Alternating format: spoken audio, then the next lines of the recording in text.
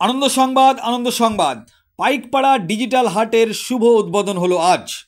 মনে রাখবেন, এই পাইকপাড়া হাটে গরু, ছাগল, শাক সবজি, জামা কাপড়, চাল ডাল, তরি তরকারি ও আরও অন্যান্য সমস্ত রকম সামগ্রী পাওয়া যাবে এই পাইকপাড়া গ্রামের হাটে। এই হাট হবে সপ্তাহে 2 দিন, বৃহস্পতিবার এবং সোমবার। এই হাট পাইকপাড়া গ্রামে হওয়াতে সুলতানপুর, মালিপুর, মাদাপুর, ধনিরামপুর, হোসেননগর, ছোকননগর, বলরামপুর, ডাঙ্গাপাড়া এই সমস্ত মানুষের সুবিধার্থে এই হাট চালু করলেন হাট মালিকের নাম হাজি সাইদুল শেখ। Mobile number 8167893832।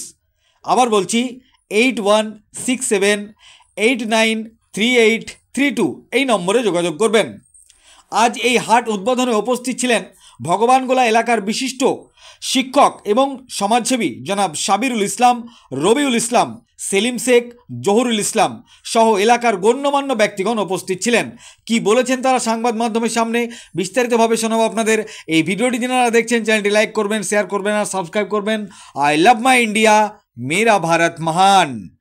আজকে ওই পাইকপাড়া ডিজিটাল হাট নাম দেয়া হয়েছে আমাদের এখানকার আলহাজ সাইদুল হাজি সাহেব, তিনি এই হাটের উদ্যোক্তা।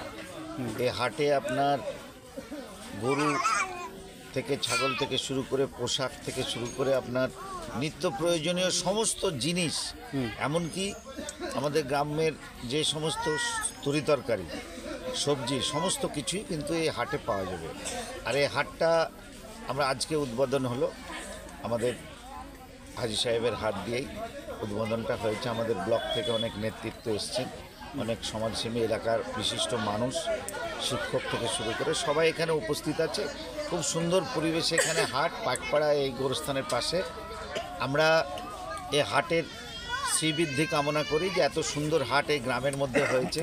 এই গ্রামের অনেক সামাজিক অবস্থার অনেক পরিবর্তন আসবে আমি মনে করি।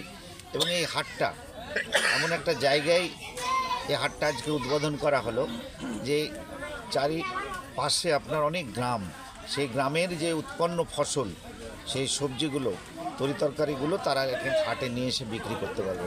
এবং দূরে কোনো জায়গায় না গিয়ে এখানে তারা কাপড় চোপড়, গরু, ছাগল, অনেক কিছু, মানে সমস্ত কিছু ডিজিটাল নামটা দেওয়ার হচ্ছে এখানে পশু পাখিও পাওয়া যাবে এই হাটের মধ্যে। দেখুন, বিশেষ করে আমাদের ভগবানগোলা 1 ব্লকের একদম শেষ প্রান্তে প্রত্যন্ত গ্রাম এলাকা, এই এলাকায় মানুষ জনজোয়ারের মতো বসবাস করেন এবং জনবসতি প্রচুর। এই এলাকায় আমাদের আশপাশে হাট সেই ধরনের নেই। আমাদেরকে গরু বা ছাগল বা পোশাক বা নিত্য প্রয়োজনীয় জিনিসপত্র নিতে গেলে প্রায় 10 কিলোমিটার পথ হেঁটে আমাদেরকে যেতে হয়। আমরা এলাকাবাসী আমরা অত্যন্ত আনন্দিত এবং গর্বিত যে বাংলার সরকার এই ধরনের একটা পারমিশন আলহাজ হাজি সাইদুল ইসলামকে দিয়েছেন। আমরা এখানে অনেকেই উপস্থিত আছি, অনেকেই ছিলেন, প্রায় 1000 মানুষের সমাবেশ ছিল, অনেকে বাড়ি চলে গেছেন।